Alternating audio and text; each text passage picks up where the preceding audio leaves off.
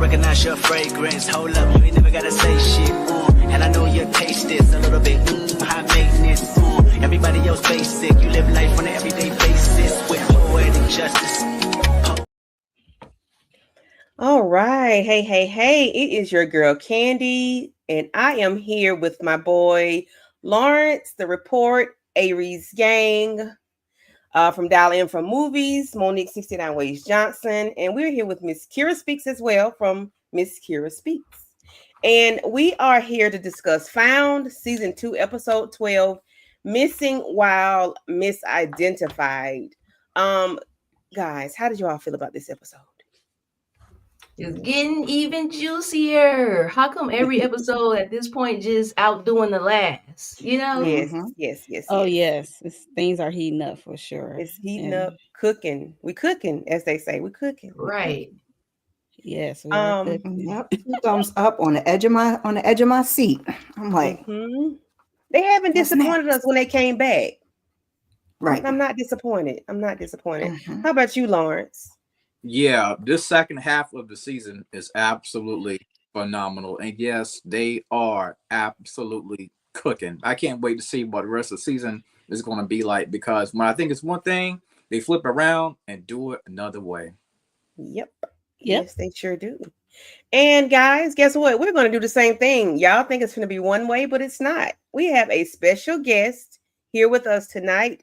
And we all know her as Detective Shaker, but tonight we have Anissa Niel Johnson here with us, and she's here with us to discuss Found and herself. So we're going to bring her on up, and let's see how we can get her up here. Let's see. Oh, no, I want her to be big. Let's get big. Hi. Can you see us? Can you hear us? Okay. Yeah. Hi, everyone. Can you hear me? Yes, we can hear you. I'm trying to make you bigger. Wait a minute. Let me get you big so we can all see you. Let's see.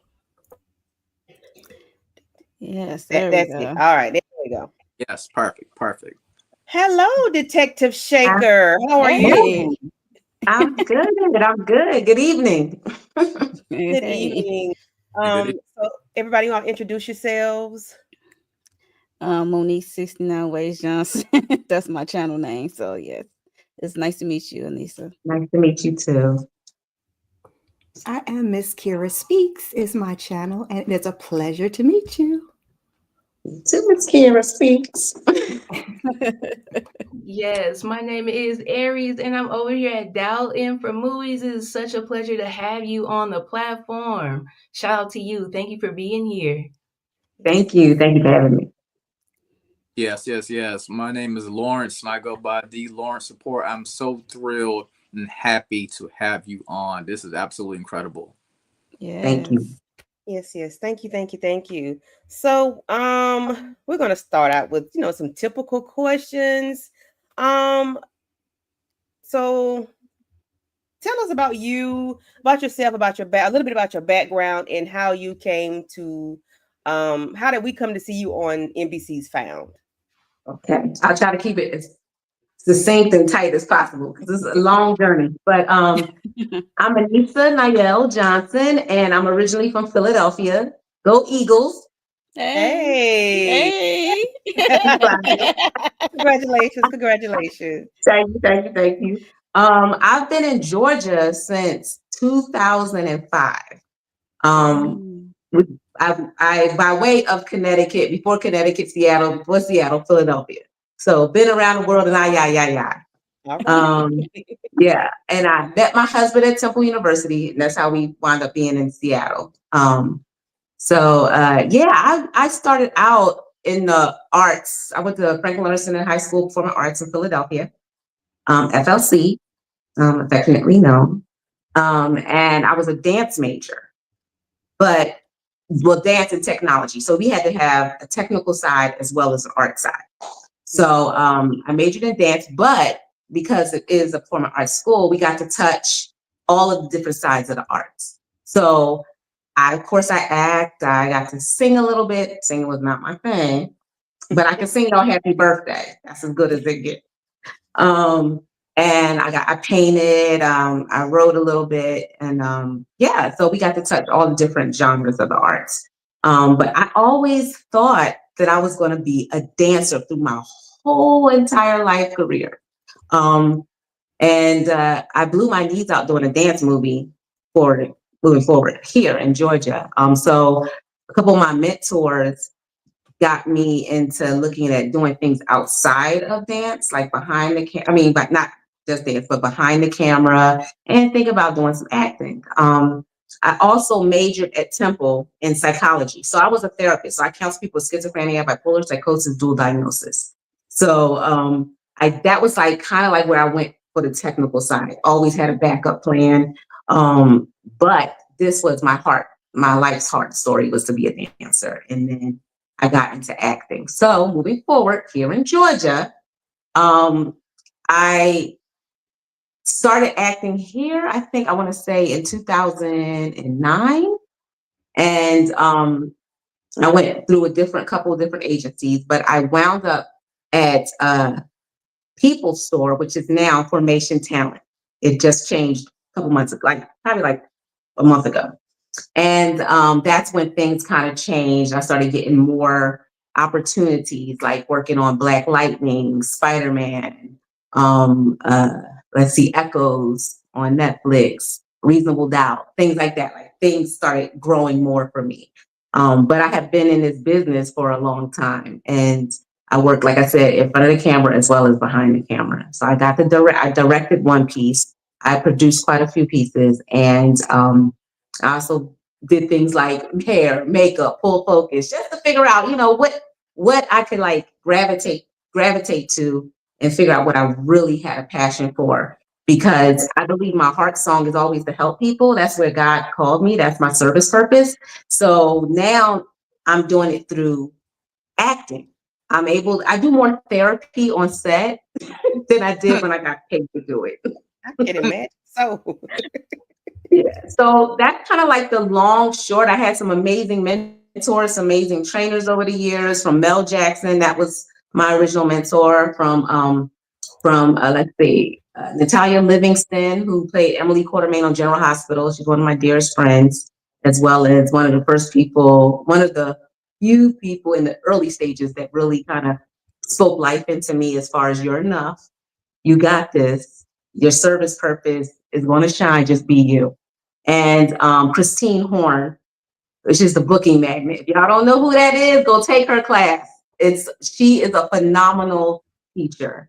So yeah, Christine Horn, who used to be in LA, but she's back here in Atlanta as well. But she also, teaches online. So I've been blessed to work with a lot of really good people and a lot of talented artists. So I pick up stuff from different artists that I work with on every set. I'm a forever learner. So I'm always open to learn something new.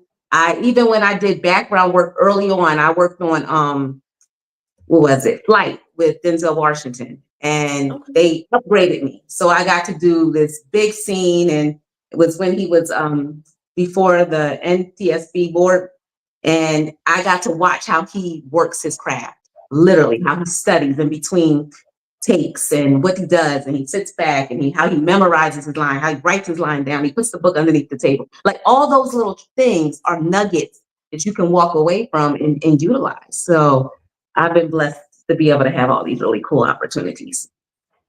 Okay. So that's kind of like the story in a nutshell-ish, kind of. Well, you have a very vast, wide. It seems like you did everything, either on camera, behind the camera. And you say you were a psychologist? Well, I was a clinician, so I counsel people. I majored in psychology, but I was a clinician. So yeah, I worked. Yeah. Okay, I can see you doing that every day and talking and having to talk the people through it, and especially on Found, because Found can get inside your head. And listen, I know you probably. Ooh, I can see you have to talk to everybody, just about everybody on the cast.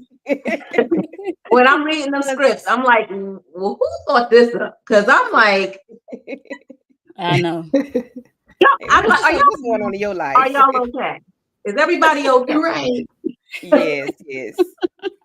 Anybody got some questions, Lawrence? So how did? Okay, go ahead.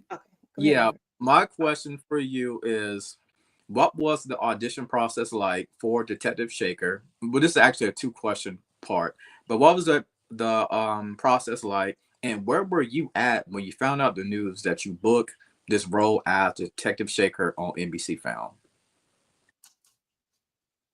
Okay, so I audition. And I wasn't doing it. I was really, really sick. I mean, I was in the bed sick. And I had a girlfriend who had a big Marvel audition that I needed to coach. And she came over and I slid out the bed for her to try to help coach her through this audition. And she still hadn't put her makeup on. She was taking a lot longer than we thought. And so I said, well, you know what? I got this audition. Let me just put some makeup on and try to get my slate done, which is where you say, hi, I'm Anissa Nyla Johnson, 5'5", you know, the whole gamut. And if y'all don't know what a slate is, that's when you just kind of show your personality a little bit and just let them know who you are and where you're from and where you're located and your height sometimes. And so I did that, and she, you know, we got through her audition, and she was like, well, Niche, you already dressed. You want to do it? And I was like, you know what? Let me just record your voice. And maybe I'll do it another day. You know what I mean? If I got time, if I even get it in. So I recorded her voice, and she was like, Niece, come on, let's just do it. Like, you ready. You got it. Let's just do it. You know what you got to do. I was like, oh, fine, I'm going to do it. I was like, but I don't know if I'm in the headspace. She was like, you got this. So she's about to say the lines. I said, no, because the scene was for the pilot. It was a pilot. So I had her just hold the phone up because it was a scene where I'm watching Gabby talk on the screen in the and a DCP did. So when I'm watching her, so I said, just hold the phone up and just play, and I'm going to react and do what I need to do to that, because that's how it comes in. So it really was only at the time probably like 4 or 5 lines that I had to deliver. So I did 2 takes of it. I did one way, you know, pretty much kind of like how it was written, and then the other way I add a little pump to it. You know what I mean? A little spice. And I didn't have my glasses on in the audition. It was on tape. So I didn't have my glasses on. So we got it done. I did it. I sent it in. Boom. Went back to bed. Let it go. I was like, it's gonna be what it's gonna be. I felt like I looked a hot mess, because you know when you're sick, even with makeup, you could tell something's a little. Yes. So I was like, let go, let God. So I did it. I went back to bed. I was in bed, and it was probably like I want to say it was probably like maybe a week. And I heard back from my agent at the time, Tom Mullen, and he said, I want to say he said first right refusal, maybe. And then he called the next day and he said, you were confirmed, I think it was, by network. I think that's what he said. I said, say what? Because I've never heard that language before. Okay. And I was like, what does that mean? I booked it? Or like, you were approved by network.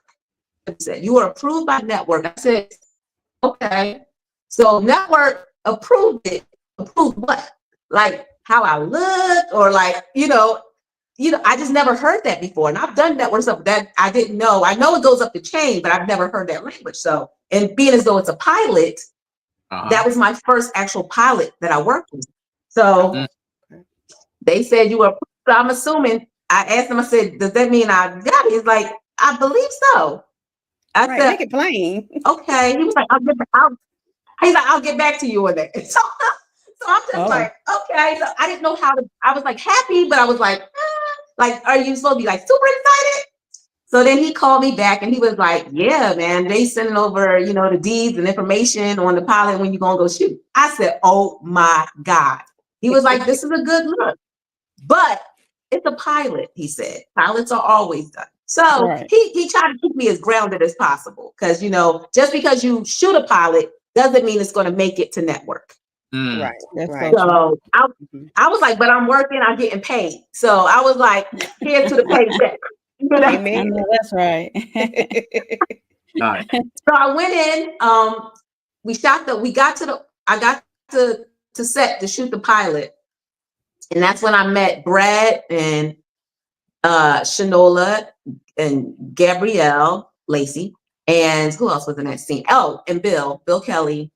And of course, I got to meet, NK was there. And so was Demone Davis, who directed the pilot.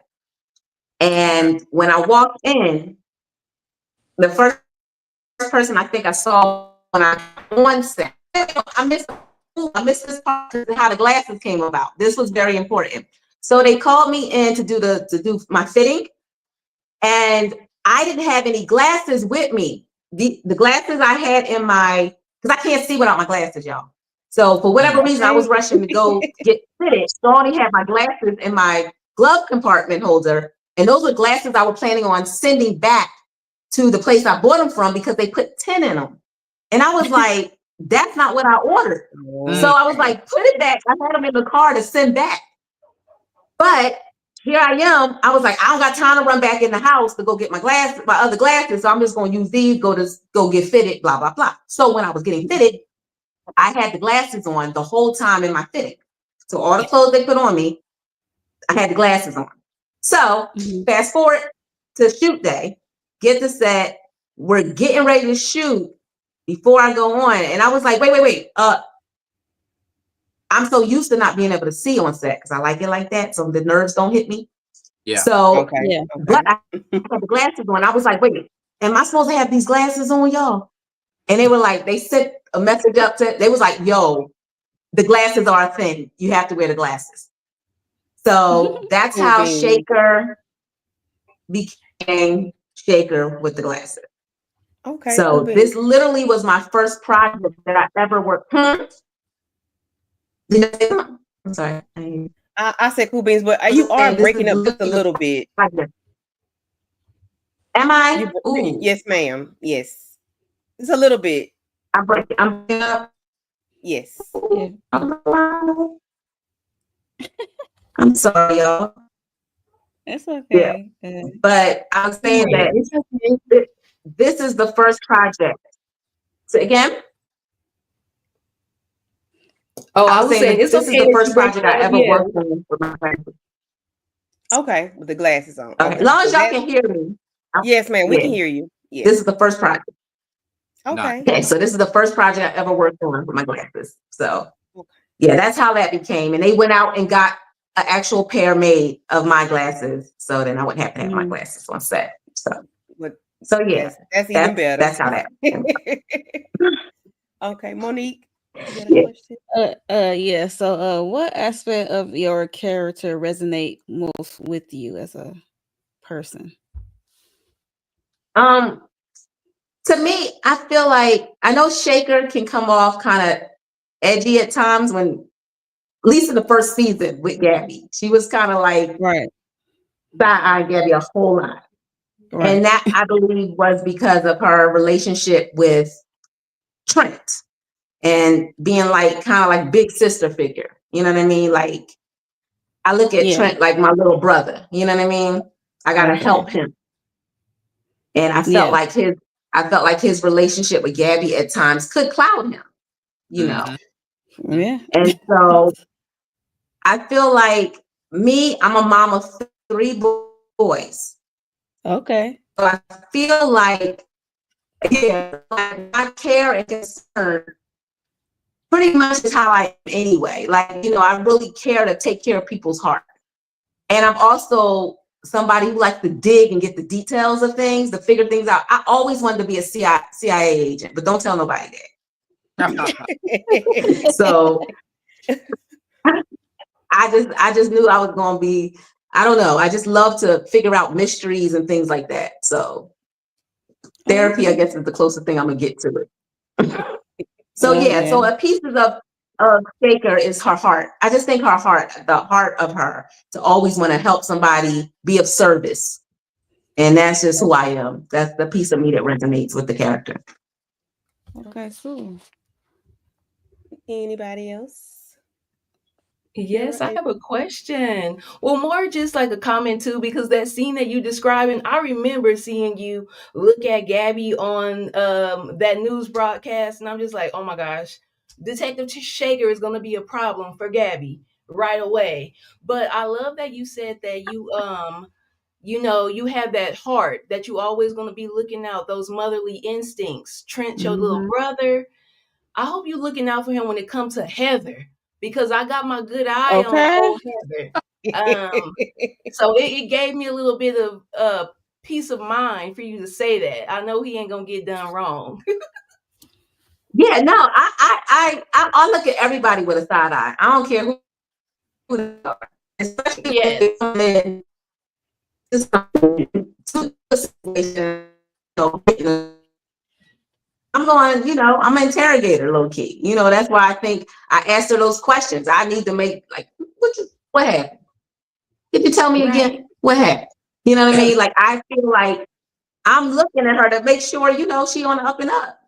And I'm still, I what they say, you got to keep sometimes your enemies close to you. Mm-hmm. So Yes. I'm gonna love on everybody until I don't. Okay. Mm-hmm.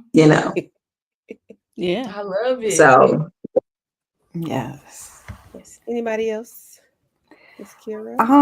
Yes, I absolutely love Shaker. I think Shaker is real. I love how she calls Gabby out and Heavy Boots. That's what we call Trent calls Heavy Boots out.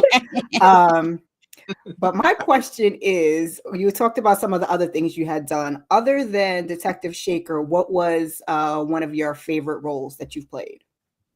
oh my God. Good question. Wow. There's a few. I think the roles that I've played as of late have been more procedural roles, like my TSA work on Echoes. I loved working with Michelle Moynihan. I got to work with her twice. That's my homegirl for life. And I got to work with her on Family Plan. The Family Plan 1. They're shooting 2 now. So I got to work with her on that as well. And I just think, for me, like I said, I like the in-between time that I get with people. And I get to love on them and we love on me and just like share, in their life's journey and helping them. So I think that moment was great for me. And working on Spider-Man, oh my God, I had such an amazing time with working with Zendaya and Tom. They are like the sweetest people. I swear to gosh. And his little brother go and get me coffee. It's just like this is like a love fest. And they are really cool. And I just think for me to work on such a big project like that, like No Way Home, was the most amazing experience. Next level. And it was, I don't know, from how they took care of me, from how the sets were set up, it just, the whole time I was there was just nothing but love and fun and learning. I like to watch to see how different tiers of this industry works and operates, not just in front of the camera, but behind the camera. The whole thing was just an amazing time. And some of the new toys that they use, I call them toys, but equipment I've never seen before. And I'm like, wow, that's dope. Okay. So yeah, those are 2 projects that forever will be on my heart. So okay. Awesome. I have a challenges question. So what has been your biggest challenge, the biggest challenge you faced in your career, and how did you overcome it? So I will say this. Procedural is a different tempo. So for me, I said I never was going to work on a procedural. God is funny like that. That's the first thing He's going to make you do. So, and I said that because I used to get, not teased, but I was always told about my accent, my northern accent. You might want to, work on your dialect, not have such a northern accent. And I'm like, but it's who I am. I can, speak Southern. I can do all the different dialects, but the North is who I am. It's the essence of me. And so I was like, that might become a problem because procedural is so fast talking. You got to make sure you end, your words. You got to make sure in Philly, we cut things off. There's no end to our words. Yeah. So to do that, be at a rapid pace, you're constantly in motion. You see on the show, we always moving. We always going. It's rare that we just still for a long time. It's just not happening. So to be able to move your gun, pull your gun, deal with that. And so I thought when I finally had been forced to do this, not forced because I wanted to do it, but like the challenge was there. I had to move on it. I had to take it. You can't say no to this. And for it to go from pilot to now series was an amazing thing. So I had to up my game. So that was the biggest challenge. Me and God, we talked a lot through this process. I was like, I don't know how to get a lot of copy. I got to do this. I got to move fast. My dialect got to be right. So within prayer and talking to other people and my acting coaches, we figured it out. Like my dance came into play. It's beats. It's beats for me. It's counting things out. 5, 6, 7, 2, 2, 3, 4, 5, 6, 7, 8. 3, 2, 3, 4, 5, 6, 7, 8. Get the paper, get the file, walk. You know, like it worked. Everything that I've been through up to this point played a part in me being able to do this role. Even for me being a mom, even for me dealing with my kids, my 3 boys, they're amazing. 23 at the end of this meeting and 15. 2 in college, 1 in high school. So I think that's my biggest challenge. And being able to navigate motherhood, being a wife of 26 years, doing this stuff over here, take care of the kids and the entertainment business, and not giving up on my dreams. A lot of people defer their dreams because they feel like they can't have it all, so to speak. I feel like you can. I feel like you can. God has made you fully equipped, fully furnished to be able to do with your service purpose. And what you don't have, he will supply. So when we don't say book something or get something, I look at it as all rejection is God's protection. Yes. They may wanted an apple, you a juicy orange. They wasn't ready for the OJ. The time will come. It's something you had to learn from that opportunity in that moment. And it'll play into where you're going. Every aspect of life, there's something you can learn from it. If you're not winning, you're growing and learning. And that's how I look at every step of my journey from this point forward. So I hope I answered that question right. Yeah. Oh no, yes, ma'am. You did. Perfect answer. Lawrence. Yes. Can you tell me what it's like working with NK and Jermaine Davis? You know, when I found out that he was doing this show, you know, I come over from All American. That was a show I know NK was right there. When I found out she was doing the show too, I was like, well, I'm gonna check this out. So can you tell me what it's like working with NK and Jermaine Davis? Everything. Which is the part I didn't get to tell you, they breathed life into me from the day I touched down on that set. Okay, here's a piece that a lot of people may not know. Shaker was written for a Caucasian male. Wow. Okay. Say what? And I don't know how close I am to that. I don't think I am, but what I did, not at all. So the fact that things worked out that way and I booked it was crazy, because Jermaine also told me that when they saw my audition tape, they knew that I was Shaker. Nobody disagreed with that. Everybody from top down felt as though I was Shaker, even though it was written for a Caucasian male. That it was something that happened and made them believe that this was for me. And there's things that I call God winks. And I did not know that NK also was in Philadelphia at the same time. University of Penn, I was at. So we had all these like connective tissues going on. And she worked with a friend, Natalia Livingston, that I was talking about on General Hospital. So like we had all these things in common. So I feel like it was God ordained. It was meant to be.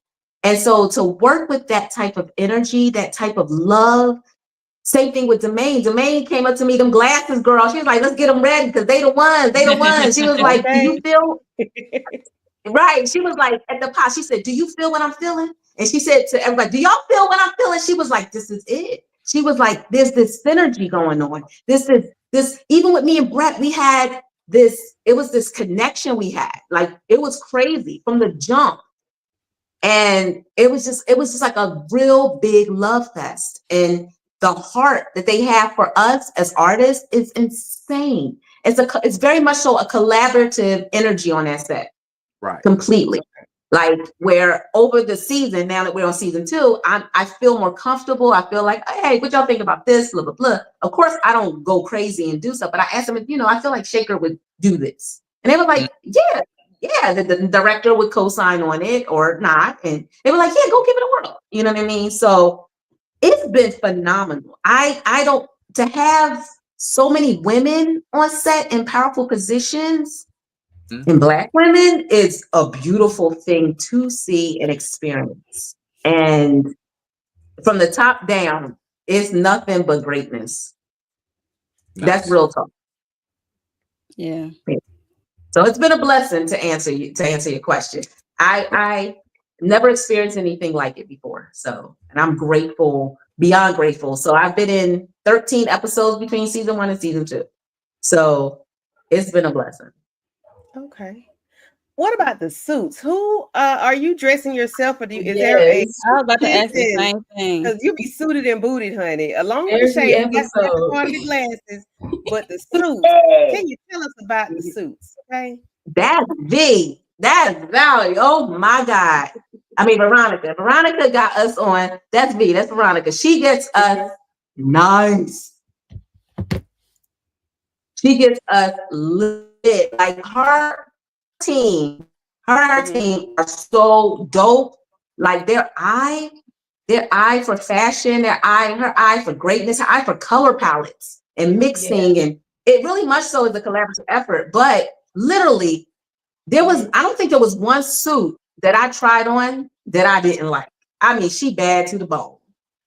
Like that girl is gifted. She's gifted, and I'm thankful for her.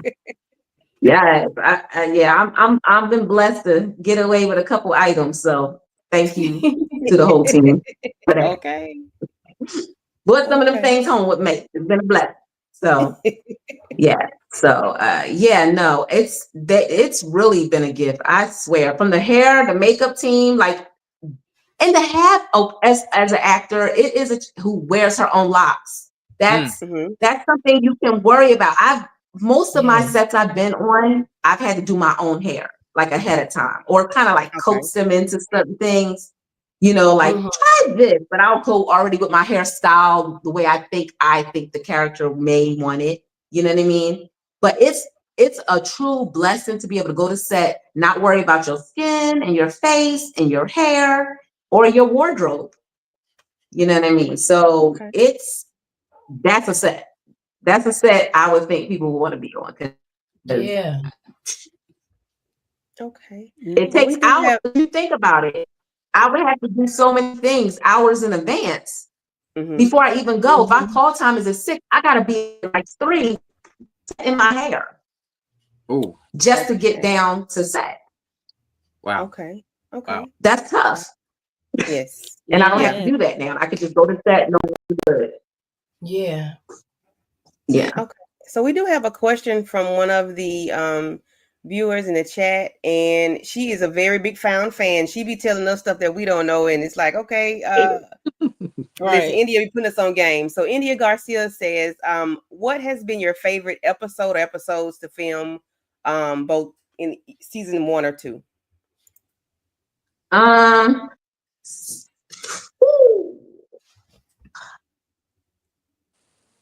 So I'll say season 2. It would be.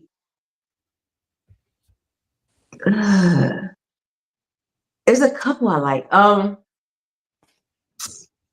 like episode 2 and episode 1, I think, of this season. Last season, season 1, I loved. I think it was episode. I think it was episode 7 of season 1. It was the interrogation scene. I had on like a burgundy, like a eggplant suit on. That's your favorite color. Well, that's Shaker's favorite color. That's her favorite hue. Look, my favorite color, anything in the purple family is my favorite color, FYI. Like that's my favorite color. I'm a purple girl. So yeah, it's royalty. I like royalty. Something to inspire to. Yeah. So yeah, I think those, but every episode. Say again. I said I was trying to see what the episode was about. It's about the newborn baby being abducted from the hospital. In this season episode. Okay. Oh yeah, that was a good episode. Yeah. And I just felt like I was able episode 1 of this season, I just felt like me and Trent, I felt like, I also felt like me and Gabby, I was able to lock in with her in episode 1, like, look, let us do this. I see what you're trying to do. Our relationship kind of changed a little bit this season, where I became more open to wanting to help her and her seeing my value. Yeah. And the episode coming up, I think, is really, really good too. I love when we're dealing with our folks. Yeah. And we're trying to solve these cases where people don't bring enough light to. Just like the last episode, not the last episode with the young man that the girl buried him. I wanted to punch somebody in the face. That's true. Same here. Yes. Yes, that was a difficult episode. Yeah. I said they were lucky they didn't send me to go to that lady's house, because it would have been on and popping. Yeah. Real talk. We need Shaker. I said, keep me out of that scene. Keep me out of that scene, because there's been a problem. Yeah, for sure. In real life. Real life, play life, on life. Okay. Yeah. Because you playing with children, like that was a very heavy episode. That was a heavy episode. It was a child with special needs that really could not, articulate himself. He didn't like to be touched. He had a lot going on, and and for somebody to put him in a hole, crazy. She said, well, he's a foster child. Nobody's going to be looking for him. Oh, yeah. That's what she said to the deceased child, Lance. Yeah, I remember. I'm like, no, he got 2 black men looking for him. Like, girl, what are you doing? And he's a black child. Do you see what I'm saying? Like, he's a black child. This is stuff that we deal with that falls through the cracks. Yeah. It really does, especially when you're dealing with IEPs and things like that and special needs, and them trying to take away those services. And honey. Wow. Yes. Real life. It's real life. It was real life. That's one of the things that I love about the show. Yeah. And NK and Sonae, those cases. And NK and Sonae are such amazing line producers and writers, and just the whole writing team is ridiculous. And I'm gonna tell y'all like this. There's some things y'all don't get to see because they have to edit. You don't get the full story.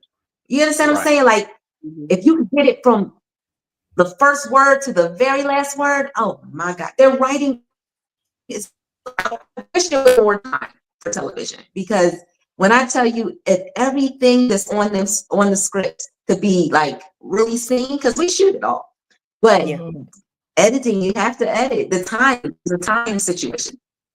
And oh my God, it's just brilliant. They're just brilliant.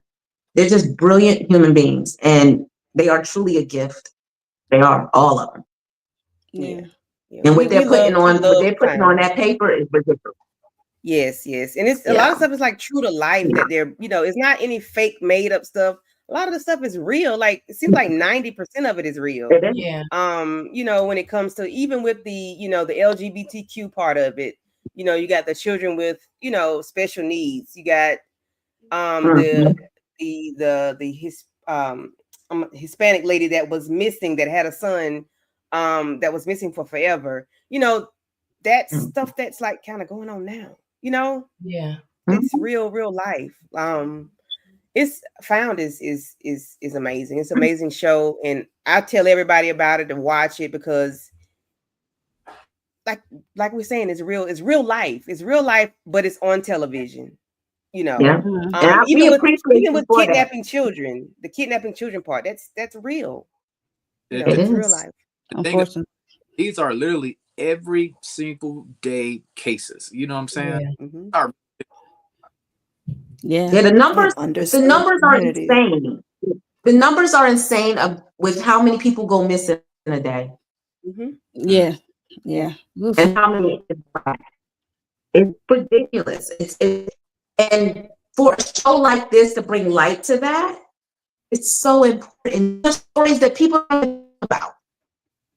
Yeah. You know, because it's not in their face every day. You understand what I'm saying? So to be able to tell these stories and shine a light on the missing, the hurt, the lost, people that are going through emotional turmoil on a consistent basis, like you're helping people not feel alone, to be seen, to be heard, and you can change people's lives like that, just to know they're not alone.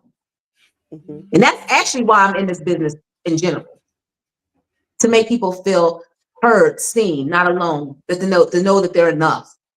Yeah. And that people are out there with care and concern about their situations. That's beautiful. Yes. Anybody else have any question? I got a question right quick. So you worked on Spider-Man. You also worked on Black Lightning. If there was one superpower that you could have, what? Yes. Oh my God. I knew, and I had an answer for this a while back, but I'm older now, so my brain don't work like it used to. Let me rethink the question. Take your time. Take your time. Not too much time. I'm coming. You know, Jefferson Pierce, he had lightning, for an example, you know. I wish I had the power to remove pain and replace it with love and light. And that would do so much. So, Yeah. Right. Yeah. Healing hand. That right there will heal the entire world. Yes. Right. Yes. That's what That's a good one. That's a deep one. Yeah. Deep power. Yes. Because that affects how people operate and move and function. Yeah. Yes. Yep. Like your past life's pain, the things when you're growing up, the things that you experience dictate how a lot of times you affect other people. So if I could remove that and replace that with love and light to block that hurt from people, I think they will be able to give more, be of more service and help each other. Wow. Yeah. So, yeah. Wow. That's my superpower. we can tell, you know, by everything that you said to us, that you are like, that's your love language, helping and being of service to people, you know. What is something that you like to do? What do you do for fun? What makes you happy? What makes you tick? What, you know, the happy part of Anissa? It changes. I think spending time with my kids, because they're older now, so I don't really get to do that with them like that. They, you know, like I said, my middle is playing D1 football at the University of West Georgia. So I like to go watch them play. Okay, so you're a football mom. Go to the football and basketball. Actually, the funny story is he was not a football player. He started football in his junior year of high school. He's a basketball player. Wow. And he switched over in his junior year. And I was like, wait, what?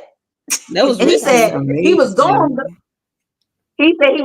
play D1. And we were like, well, slow down, partner. Because you just started. but he already broke know. records in his. Yeah, he God had a plan for him, a different vision for him, and that's how it works out. So I think watching them, who they are now, brings me light and joy. And then hanging with my peoples, my squad, like my bestie when I get to see her. She's in Philly, Kimmy. She's amazing. She also teaches at Temple, but she's like a director, producer, writer. She does everything. It's like, what don't she do?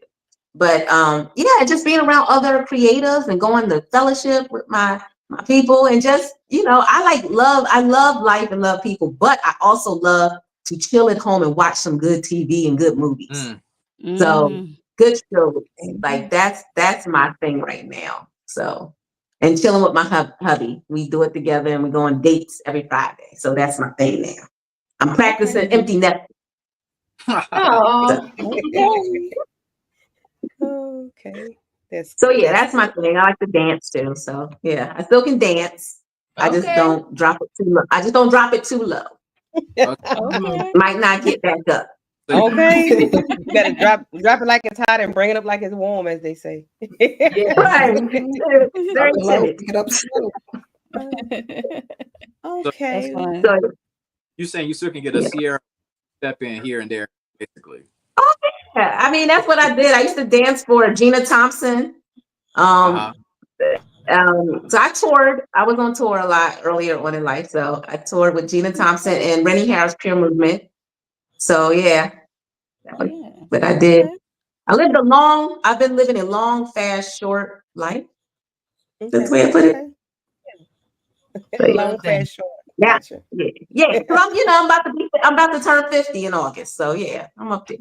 Okay, cool beans. Look at that. We don't crack. Listen, Right. we don't crack. No, Okay? but we do chip a little bit, my neck and my back, just a little bit. on the inside. It's a slow burn. Yes, ma'am. Okay. Well, we thank you for coming. I know we only had you for a few moments, but we thank you for coming through. Anything you want to let the people know, where to find you, what you got going on, what you got coming up next, any, social media handles you want to throw out there? Oh yeah, I mainly rep on Instagram. I know it's kind of connected to my Facebook, but I'm never on Facebook. I'm an Instagram person. So yeah, at Anissa Nyell J. So ANISA NYELL J for Johnson. To find me there. What do I have coming up? I am coming out with my own eyeglass line. Yeah. So I'm doing that in conjunction with this beautiful team over called Alexa Elise. They already have their eyewear out. And so we're doing a little combination and a little collab over there. So I'm very excited about that. Coming up soon. Things are moving kind of weird with the tariffs and stuff. So we don't know. So we're trying to figure it out. But yeah, I'm excited about that project. And of course, we still acting. So can't say what I'm working on or what's coming, but it's gonna be good, and we're blessed. All right, and we'll be looking out for prayerfully, fingers crossed. Prayerfully, we'll get a season 3. That's what we're hoping for, y'all. So I need everybody to tune in. So Shaker can come back, because this week, I believe episode 30 is my last episode for the season. So okay. Yeah. For the season? No, man. Come on. It's above my pay grade, trust me. Right. I know. I'm not dead, so I can come back for season 3. We need the Okay. So we gonna Yeah. All right. Okay. So we believe in to get more Shaker. Yes. Please pray for it, make it happen, y'all. The fans gotta make it happen. The fans gotta make it happen. Yes, ma'am. That's what we are here for. To keep you working, to keep everybody working, and to keep found on our TV screens, because we are really, really loving the show. Yes, ma'am. So yes, I will tell y'all this. I will leave y'all with this. Oh my God, it's so much better. Oh my God, it's so juicy what's coming. What? Y'all, and I'm talking about the whole season. Like, it's ridiculous. That's all I can tell. That's what I believe. Can't tell y'all why it's ridiculous, but I can tell y'all still every episode will be a cliffhanger. Wow. Oh. Okay. Can you tell us a little something else? You can add a little something else. A little bit more. All right, there you go. Don't tell nobody I told y'all this. Okay. But the suits and the wardrobe gets hot. So that's all I got. Okay. We'll take it. I believe you on that one. Now that one I believe. Right. I believe. Right. That's hilarious.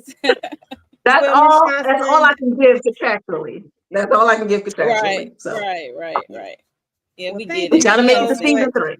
Yes, and make it to Yes. season 3. We got to have you in season 3. Yes, ma'am. Well, Miss Johnson, I thank you for coming to visit us and chopping it up with us. We really appreciate you. We really love you and your character on Found, and we cannot wait to see what else you have in store for us. And if anything, nothing else, just want you to have a good night, great rest of the year, and many blessings to you and all of your endeavors. Oh, thank you guys so much for having me. I appreciate what y'all do for us too. I'm loving watching the recaps. I'm loving to hear what y'all think, and it's just been a blessing. So thank y'all for doing it.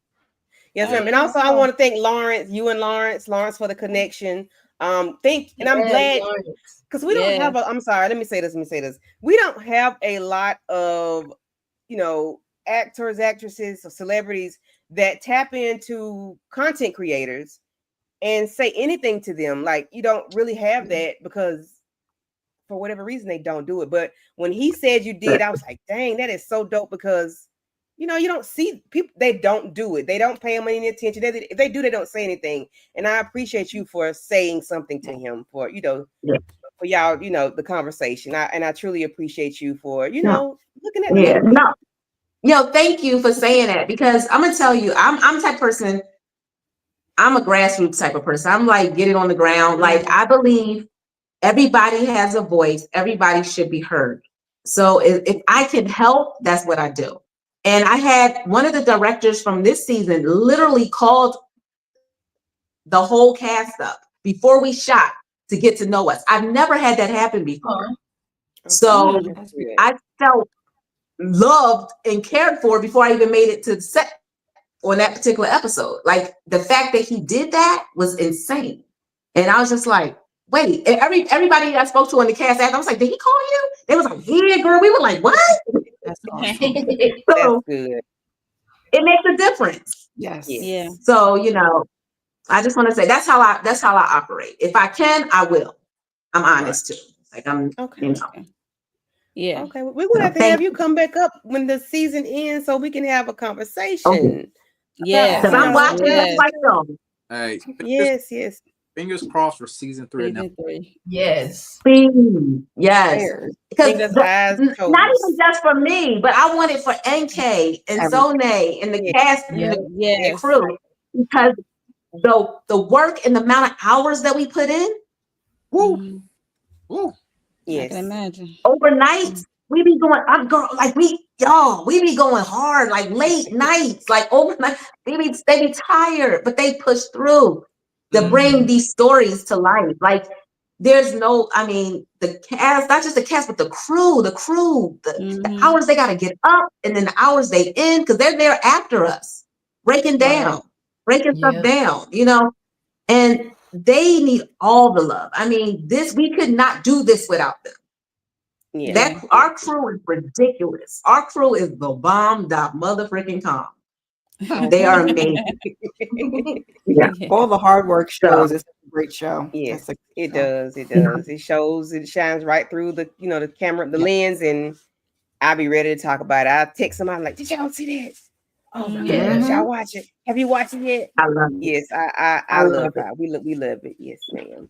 Yes, ma'am. Miss Johnson, thank you for coming. So I'm always available to chop it up. Thank you. Yes, ma'am. Thank you so much. Thank you. Thank you for coming through, and we appreciate you, and we can't wait to see you. Thank you. Bye-bye. Thank you. Bye-bye. Enjoy your evening.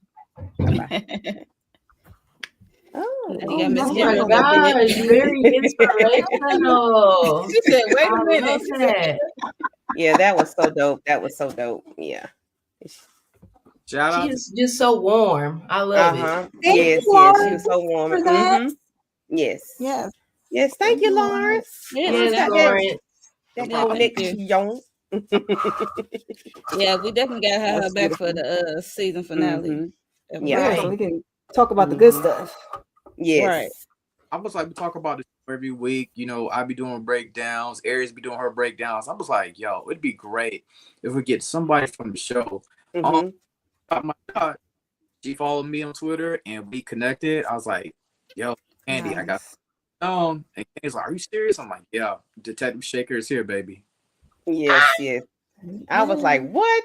All right. Yeah, that's Hey, amazing. whatever we got to do, we gonna have her bring her on up, sir.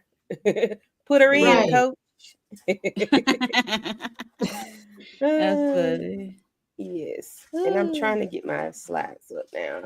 That was Yeah, so good. That was my very son was peeking in like, she's on right now. I'm like, yeah, that's the lady from Noah. Yeah, and from yeah. Which Yeah, song? the man that's Which speaking their song? language.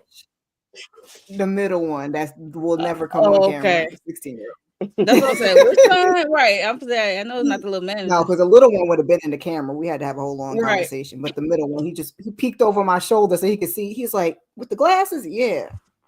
I can't wait to see her eyewear line to come out. That's Oh, I Yeah, know, yeah. right? and I know I'm I'm blind. looking I forward mean, I don't wear to. my glasses all the time, but I got contacts and I am blind. That's what I'm thinking. I'm like, let me start wearing my glasses so I could get some Anissa Some Niall deals. Johnson Okay. glasses. Right. That NS wait, what is probably gonna be like ANJ or something cute. You know what I'm saying? Right. Mhm.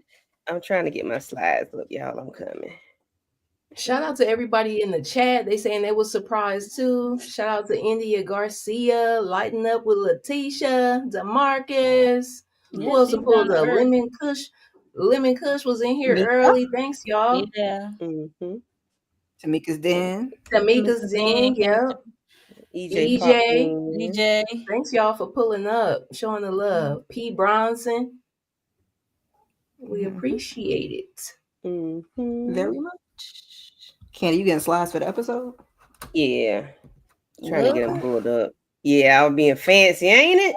We got to talk about it. That's what I said. What? Yeah. Professional. Don't count me out. Child, my Wi-Fi But you kicked know out because we my having like bad wind here, and like they but sent no- us a text message, but it never affects me. I'm like, today of all days, the Wi-Fi gonna go out. Oh, because the wind. Right. Okay. Of all Yeah. days, huh? Mhm. That's how it be. well, Mo, you want to go ahead and start the conversation about the I'm trying to get these pictures pulled up, and Okay. Canva is acting like a nut job right now. Thank you, Tamika. Tamika telling us great job. Thank you, Tamika. Thank you, Thank you. Tamika. You still come on up and talk about the I was episode. looking for her, like we missing something. Yeah, she was on with EJ. Yeah, I figured that much. I forgot Mm-hmm. that Yeah. y'all was over there talking about family business, Nola. Wow, I cannot get over Detective Shaker. Like she just is so Yeah, so down to real. earth. Mm-hmm. Yes, down to She earth. got 3 And just boys. her I said, come on, 3 boys. boy Oh yeah, that mom, is right. Boy mom. I saw her. She was like, woo, woo. Yep, she very inspirational. Just like Mm-hmm. to Yeah. be 49 years old and still like pursuing and doing her thing, Yeah. while also being like a mom to some successful children already. So that's just so awesome. Yes. Yeah. D1, and you start playing in junior year of high school is crazy. That's wonderful. That's what I said. That was a is. risk, but I'm like, he already had a plan, so he already know what it was. Yep. What he was doing. Yep. So He that's said, we gonna do it. It's God's plan. Mm-hmm. Yep. So y'all can let me pull up these slides. You got it. No, I'm trying. Canva acting a booger right now. So let me go off camera so I can focus. But go ahead and if you want to, quarterback this thing for me while I okay, quarterback. I'm a quarterback this thing the best as I can. So the episode starts off where we see Sir. We know Gabby got arrested from the last episode, and he getting fingerprinting and stuff, and then he in front of Heavy Boot Trent, and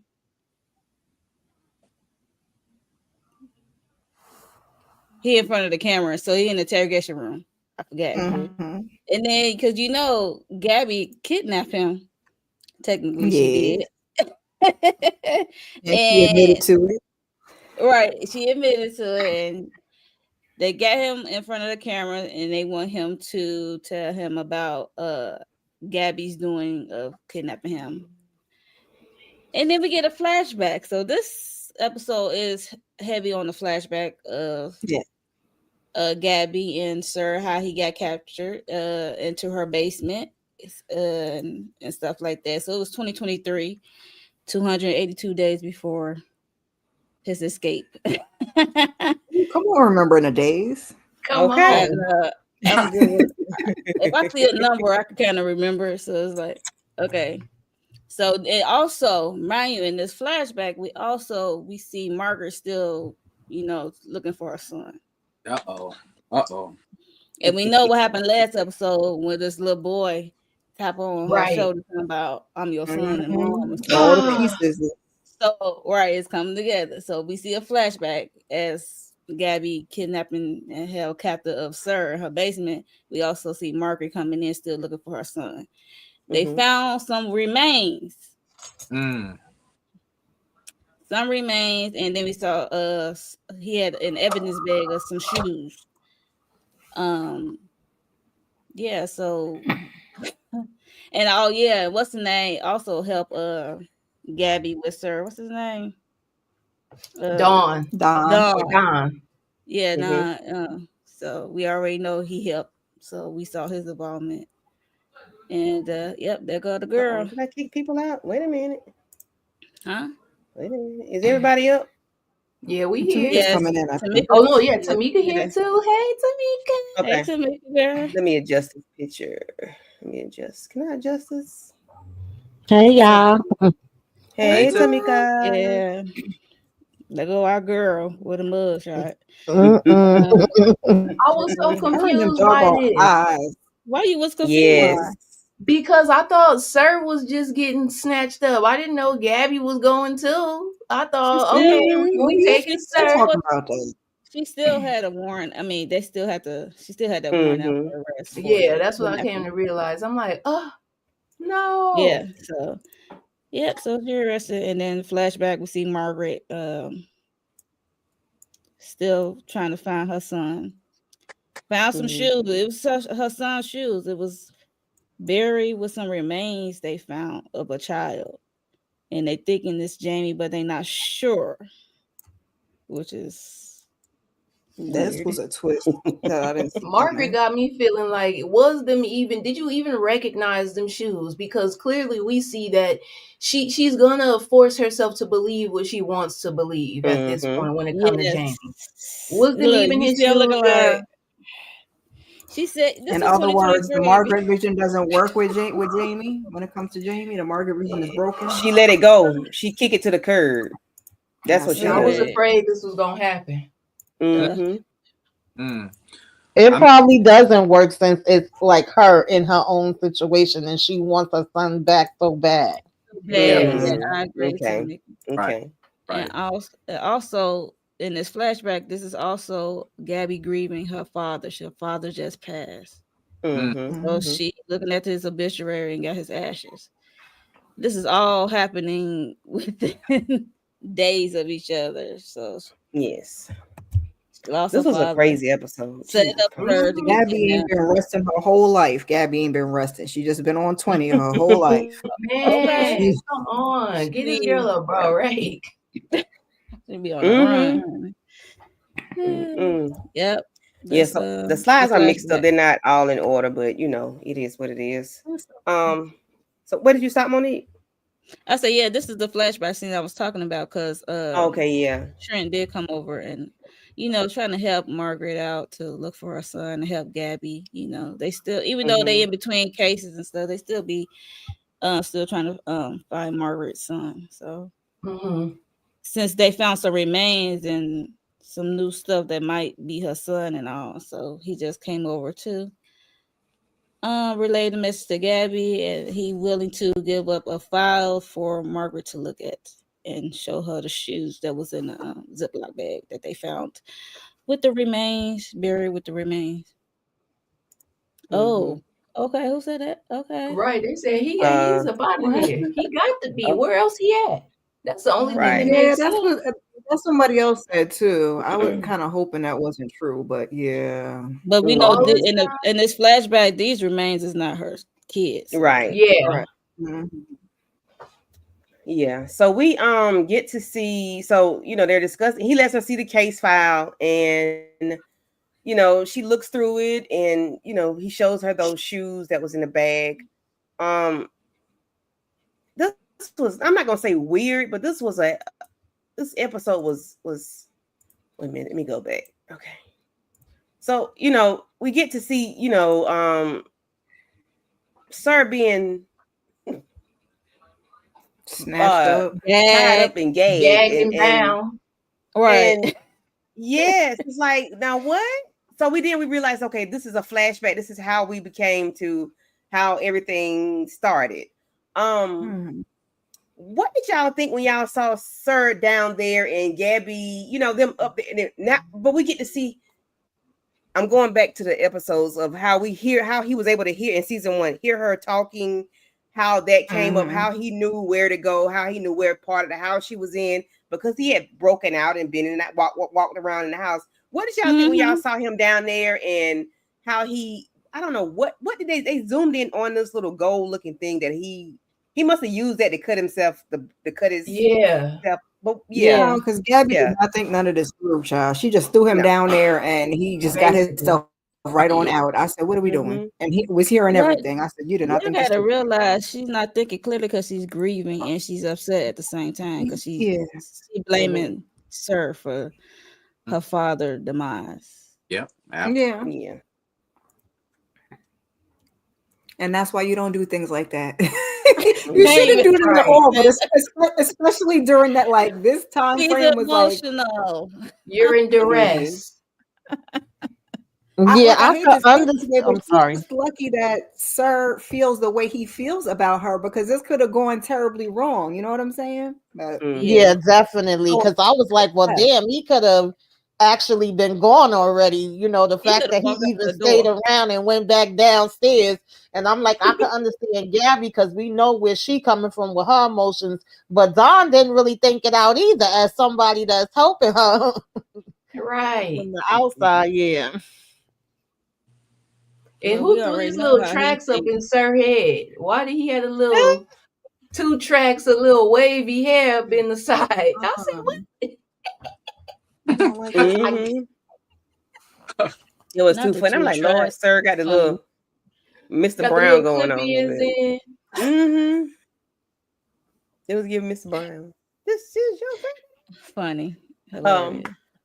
So what do y'all think, Lawrence? What do you think when Sir went upstairs and touched the obituary, and of course he had to run back down? What do you should have run out that door? It was stupid. He wouldn't be captured. Yeah, I mean, like, he easily ran out the door, but I mean, he wants to be a kept man, basically down. You know what I'm saying, think obituary. He knows he kind of like had something to do with it. You know what I'm saying? He's speaking negative about Gabby's father, stuff like that. But he, like, it ain't no secret he could have been escaped, but he wants to be kept because he feel like they supposed to be together at the end of the day. We belong together. No. Okay. Man. This is not Mariah Carey.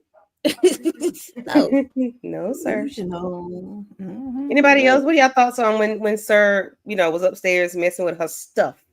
I knew he wasn't gonna put something back right. I don't even think that he did it to be like, oh, I want Gabrielle to know that I've been out. I think that he just didn't have enough time to be doing what he was all up there doing, rambling and looking at the man obituary and talking to it and he all probably that. think he would notice that kind of stuff. Right. He does. Yes. No, because he had to run downstairs like somebody's badass toddler where they wasn't supposed to be. He was like, right. And then that lets us know why all those freaking locks was on her door. Yeah. That's why she had like 4 or 5 locks on the door. Because of your ass escaping. The thing about Gabby, she can always tell something that's missed out of place. You know what I'm saying? She knows, like, she basically or you've been walking around my house, or you move this item right here off the kitchen table. She knows when stuff is completely out of order. Right. Mm-hmm. Yeah. So when she end up and if I miss some, y'all let me know. But when she finds out that Sir was in the house, she goes down there with her blicky and she puts it to his forehead. But he saves himself by saying, "That's not Margaret's son. That can't be." It only took him 2 seconds to flip through that folder and know that wasn't her son. Right, And exactly. I said her walls is thin as hell. I thought my walls was thin. Like the whole conversation. And he in the basement. That's crazy. Yes. He Yes. done I'm like, roll okay, some down on the plastic. Like he doing a lot. They need to get that foam and spray under there, because gracious. That's why he called heavy. That's why Trent is heavy boots, because you can hear everything. Right. Oh gosh. The whole scene had me shook with Gabby just on the brink with rage, anger, and sadness. I thought he was done for, but the whole Jamie discovery saved him. Yes, Jamie, and I think it saved him because he probably is part of the reason why this little boy is missing, or he knows something, because it was just too much. Like, come on now. But the book thing was very genius. Anybody want to discuss the book thing about the third revision with the added poem or something in it? And anybody want to discuss that part? The Playground of Verses or something like that. I think that's what he basically proven himself to be valuable early on. Now we see how everything got started, because in the first season all we see is Sir being the man behind the criminal mind, so to speak, basically helping solve these cases. So now we seeing how he got there. Yeah, I would have been worried too if this wasn't a flashback and we already knew that Sir was alive and well, because Yeah, I definitely, first of all, I always appreciate the flashbacks, but even though you clearly know from us seeing, the beginning that nothing wasn't going to happen to him at this point, they're such good actors and it's so intense that you feel nervous, like, oh God, what's she going to do? What's going to happen? So no one ain't never going to happen. Right. Right. Like, oh Lord, she gonna kill him, but no, we know she gonna kill him because hell, I said she must have at least popped him, because she went down there with that blicky like she was about to do something with it. Get a little pinky toe or something, child. Something, right? She wanted him. Yes. The theory for Jamie mystery: he is either unfortunately dead, or Sir found him within the 13 years and made him some type of protege to get back at Gabby and M&A. Wow. Okay, now. Oh, I wouldn't be surprised. Look, pretty deep. Okay. So, let's talk about this Jamie. imposter. This imposter. Okay. India has said something earlier about maybe that's a nephew of Sir's or something earlier in the comments, and I was like, now that could be or that girl, Heather, somebody, that witch. So thoughts on how Margaret her vision is not on. Like Tamika said, maybe it's not working because it's her. Her vision is not on. She doesn't want to hear anything. Yeah, she doesn't want to hear anything from anybody. They're walking on eggshells around her because they don't want her to, like Don said, he don't want to have to go back and get her ass out the water. Okay. Wading in the water. They're tiptoeing around her, but I wonder at what point are they gonna tell her, like, listen, you're gonna have to come about this because this ain't your son. Like, he's acting very suspicious. Like, you don't want to go home. You keep asking more about Gabby and M&A than you're like, you don't want to know anything about your mom. You don't want to know anything about your family. You don't want to say where you were. I'm guessing he don't have no mole on his right elbow. Yeah. We ain't synced it. Okay. I said, why are you asking about Gabby and M&A? And he's like, he's looking at he's looking like he's analyzing everything. Like he's looking, he's trying to figure out how many X's they got, how many it's like he's trying to figure out what's going on in M&A. That he casing the joint. Yes. Yeah. He casing the joint. For what we don't know, but he sure is. Oh goodness. That should have been a first red flag about asking these questions about M&A. Gabby, this man barely wants to even embrace and wrap his arms all the way around his mother. Like we didn't hear no mom, I miss you. We didn't hear nothing like that right there. Right. He supposed to have walked up to her like on that scene from Color Purple. Mama. That's what he was supposed to do. He didn't do it. I'm sorry. I'm not believing it. Mama. Yeah. And then he's looking at them like he's suspiciously. He's looking at Don and Bella. Gabby. And like they're suspicious, like they owe him something. You know what I'm saying? Like, or he knows they know. Yeah. But this lady here acting slow. So, long as she acts slow and y'all know and y'all don't say nothing, I'm gonna be all right. But I think he would hurt her. I think he would hurt Margaret. That's what Don was worried about. That's what they were about. Like, are you on drugs? Acting weird. I didn't really think that much about it, even though I still was giving him the side out because I'm like, you don't know what he been through and all the time that he been away. But once he started getting specific about Gabby and being extra with that, I was like, yeah, no, ain't no way you come back from being there missing and why is Gabby not here? She the only one I haven't seen. I'm like, what are we talking about here? Now, when he sat down with Dawn, that conversation actually felt more authentic because he was basically like, she's expecting me to just be able to go back home and be in the room like I'm the kid that left and I'm not that kid anymore. And when Dawn shared what happened to him, that was more authentic to me. But the rest of it, I was like, what the hell? Like, nah. And then the thing is, when he was go ahead, Aries. I'm sorry. Oh no, that was somebody else. I think it was that. No, I just said got my good eye. That's all I said. Oh yeah. But then when he was asking about if it's who's a pessimist and who's an optimist, I'm not Negro. Boy, you don't know these people, right?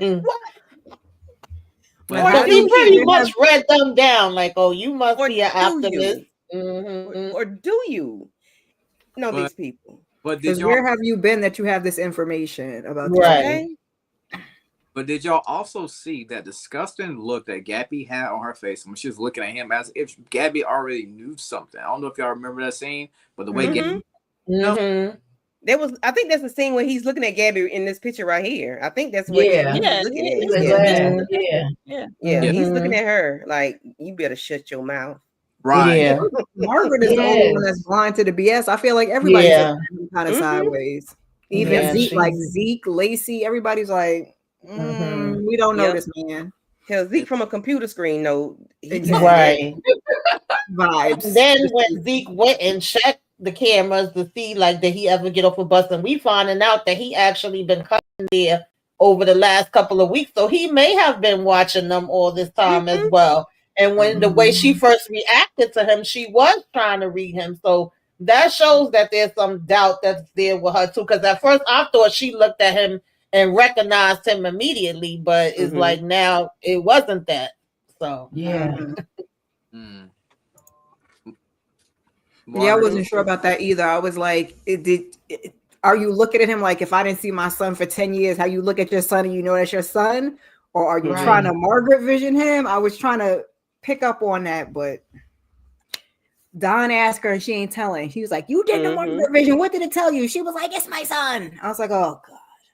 Come on, Margaret. Margaret. Me alone. No, we're gonna have to get her committed.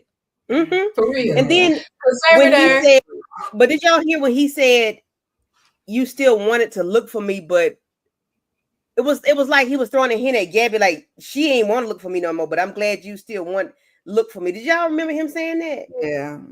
Like he was throwing digs at Gabby so much. Yeah. Like, why are you what how you know who want to look for you some more and who stopped? Like, how you know that's all what that? I want to know. How does he know when he got abducted or whatever, when he ran off? He was a little kid. The remains that we found was even 12 years later. So you don't even know nothing about these. Did Margaret even work at this job when he was abducted. You know? Yeah. Like, well, how do you even know all these people? Margaret not asking the right questions. And throwing all those daggers at Gabby, telling she's not even here. Like, she's not here, right? Like, I'm back after 13 years and she's not here. Like, what? Who is she to you? What? Right, sir, boy, what's really going on? I'm like, he want to go home. He don't want to go home. See his you don't want to see them siblings because they gonna know. The daddy, they gonna know. Look, I didn't like him. I'm like, oh, Not you playing on her vulnerability. Yeah, exactly what he's doing. Somebody is kicking the bucket next episode. India be knowing everything, child. Who's kicking the bucket? However, next episode, someone dies that is surprising and it raises some suspicion with the accomplice. Who y'all think is child? I hope it's that boy right there. I doubt it's him. Not the imposter. Yeah, they ain't been open that long. That boy right there. Yeah, him. He got to go. Because he don't show no emotions. Like I'm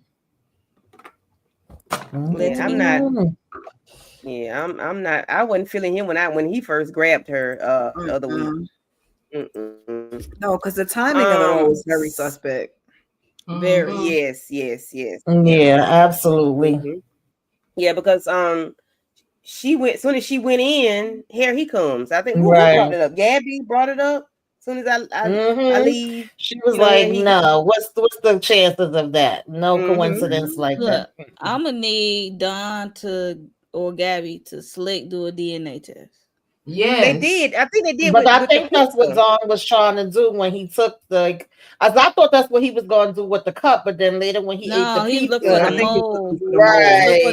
That's when he was looking for the mold. And then when he came back after they ate the pizza, he took something off the table and he was pretending to be asleep. As soon as Don walked out that room, he looked right up at right. Right. Jesus.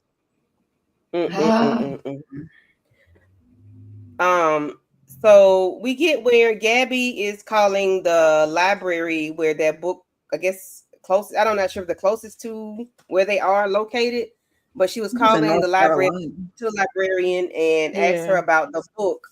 And it was the words that she used when speaking to Gabby that later on triggers her to realize that something wasn't right.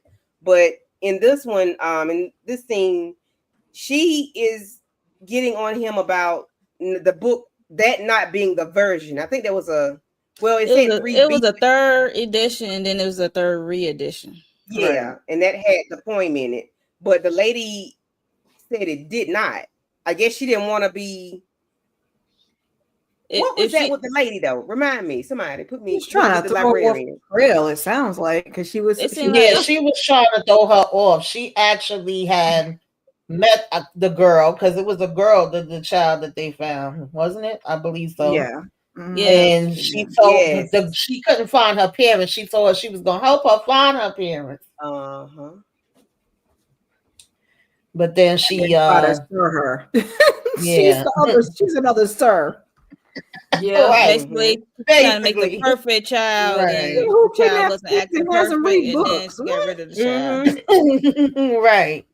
That lady made me think about he got him cock-a-doodle cock. What's the movie? Misery. That's my movie. Yeah, it made me think about Kathy Bates. I'm like, okay, Lawrence. Then the way Gabby slammed that computer down, I said, you could have just left. You could have just ended the call. Yeah. That's another way to end it. Hard. She was just pissed. She was in her emotions heavy. Right. Yes. You know, she's still grieving. Lawrence,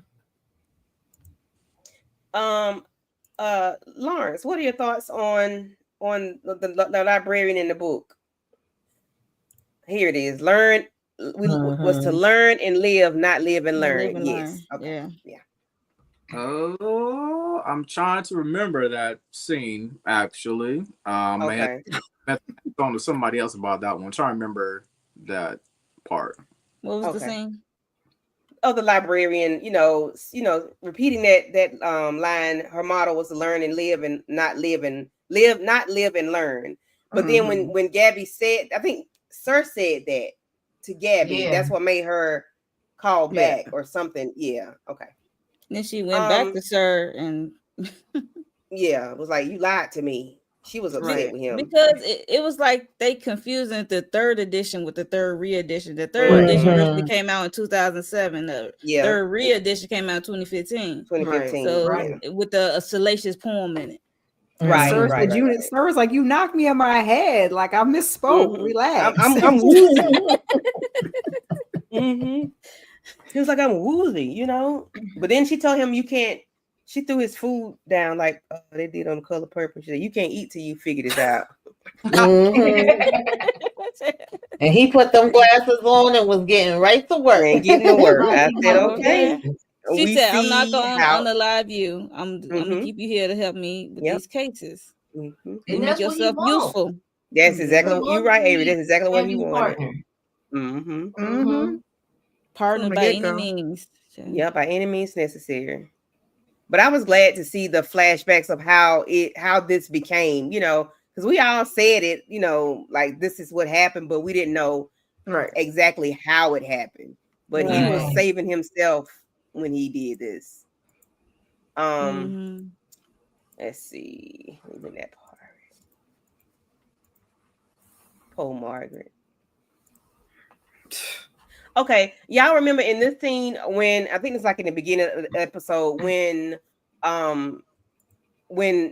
Sir was downstairs cutting the food and they up there talking and he making all that noise and you got Don trying to leave. That's one of my tools. Yeah, I left my toolbox on the edge of the ladder and it must have fell down. I said, y'all know y'all look suspicious. Yeah, that is so right. And I bet you if they think about it, they be like, yeah, right. You know they thinking about that like, oh, you remember that time we was at And this is where Don had an issue with what's the name who stayed in the house. He said if you would leave the house, you would have this problem. Didn't it? Because I was wondering, I'm like, why would he talk to Zeke like that? But I didn't realize at the time that it was a flashback. It was not cool. Last season they had to have a come to Jesus moment. Right. Really not talking to him like that. Ethan is the one that really brought them together because he told Don like you know you done been through the same thing. Go over there and talk to that boy. Yeah, that's when I like Ethan. Yeah, right. When we used to like him. Like. And even Don was, you know, recording a video about to try to tell what his part was in on, you know, with this whole thing because he didn't want Gabby to be in jail. Him recording his confession. Right. These are my confessions. Right.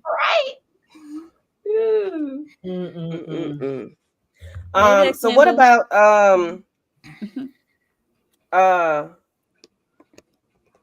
Gabby talking to Sir about them becoming partners in a partnership and then telling Gabby that he suffers from panic attacks. Now how do you know Gabby suffered from panic attacks? That's what I'm saying. He even could hear the panic attacks from downstairs. Yeah, he got ears like a dog. Y'all know Sir got them hound ears. He got hound dog ears. Good God. But then he, lets her know that when she walked into his classroom that the attack stopped. And because I said, sir, you do not have a reason to live because this child walked in your classroom. Right. I don't get it. What is his obsession? I don't get it. That right there is a predator. That is predatory vibes right there. Exactly. A little teenage girl all of a sudden calmed you down. That is insane when we think about it. My brain will not let me stop feeling like there's a connection between that black lady in the first season that was caring for him when his mama was wilding out and Gabby. Don't ask me why, but I don't know if it's that the lady that Gabby reminds him of the lady. I don't think it's her mom, but I'm just like, I just keep going back to that. Now he's definitely twisted in the head because she's a child, but I'm like, yeah, yeah, Miss Kira, I'm not letting that go either. I'm still hanging on to that. Yeah. Well, Sir had been watching her for a long time. That's how he knew about the panic attacks. Okay. Well, yeah, he'd been watching her for a hot minute. Hey, Kendall. Kendall. Yeah, that's true, because even when he said that it's been so many years and she has been trying to find him, he like, I've been keeping an eye out on you. I see things you're doing and how brilliant you are. Yep. She told me he better be valuable and he better be brilliant, because I'm in control, not you. I said to myself, yeah, you in control because he letting you be in control, ma'am. Sorry, but you ain't in control like you think so. Like you think. I think he was looking for a replacement for Gabby from that black lady that took care of him. He always thought she always taught him how to read all those books. Okay. Yeah. Everybody always looking for a replacement. She was feeding him and whatnot. I just was like, oh. Right. She made him some spaghetti. Mm-hmm. Well, so basically, you was looking nuttier than a damn fruitcake. Well, right, that's the larger part of it.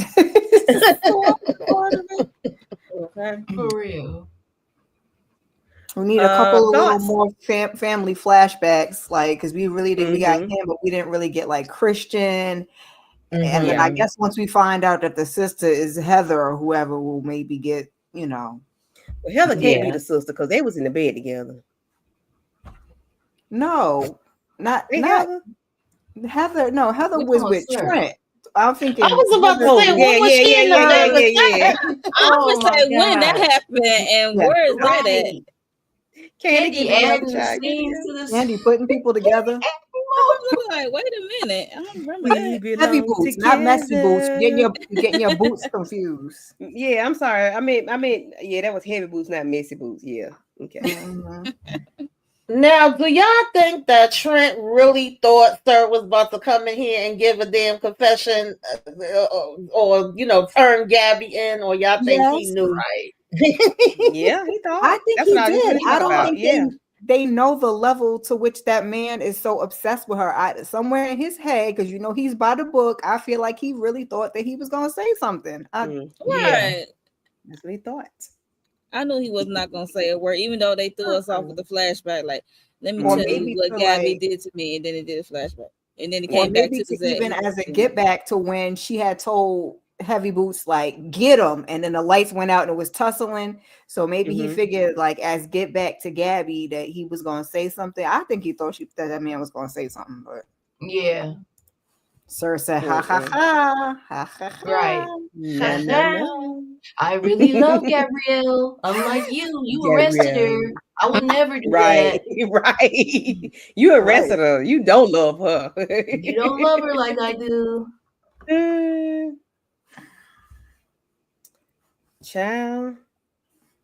And of course, he got to do this whole monologue about her being she's not a monster, and that shame on you for thinking that Gabby Mosley would do something like this. And so she did not corroborate his story. He said Gabby for the people. She loved the kids. Gabby loved everybody.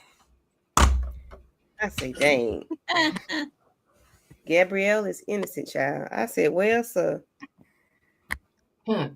But it's funny because nobody thought to that level. I mean, I guess we didn't know he was going to get Gabby and Sir in at the same time, because remember, Lacey is like, I can't see a way out of this either. So had we known that the two of them was going to be there at the same time, we would have known this is our way out. But I guess Sir, he want to play with Gabby, so he need Gabby to be on the outside, not on the inside. He can't play with her like he's on the inside, so he need her on the outside to be able to play with her. Yeah. I wonder how in the world could Trent possibly live with himself if Gabby really did go to jail? He gonna be right up there acting a fool, right? He could be making visits. Because keep in mind, that once was a woman that he kind of like loved. You know what I'm saying? But now, he's trying to go by the book on everything. So this had me. He's conflicted for sure.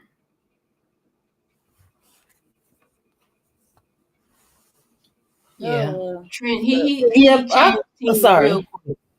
Oh, go ahead, Samika.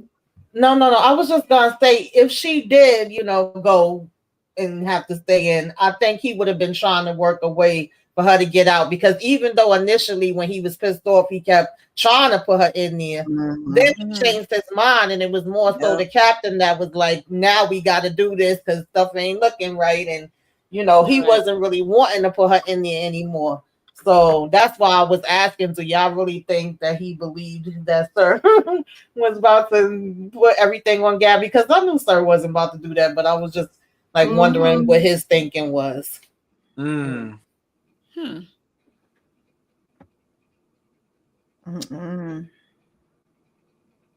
Right. I don't know. I think he probably did, but like Tamika said, he would have been still trying to help her get through it. Like, okay, now that she's locked up, let's figure out how we gonna get her out, or what could we do?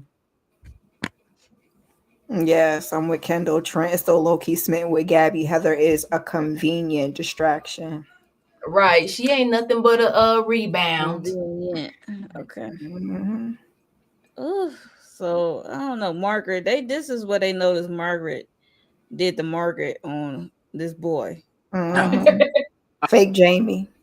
Yeah, and that's why Don asked her, like, what did you pick up when you do your Margaret vision thing? And it's my son. And he don't have, and they notice he don't have no thrill, no emotions. Happy to see her. No, he sure don't. I think Margaret has been so much distressed that she's willing to accept anything.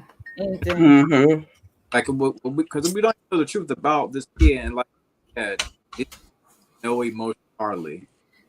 And somebody fed him what he's supposed to know, because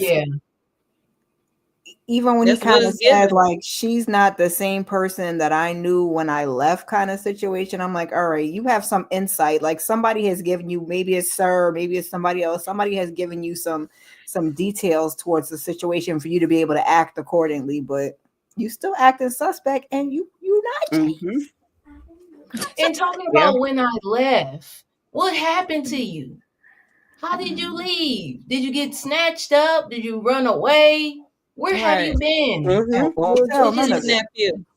But you look healthy. You look like you don't look malnourished. You don't look like you need no you don't look like you need no IV treatments or shots or nothing. Right. You like you. If anything, look like you might been on a little meth.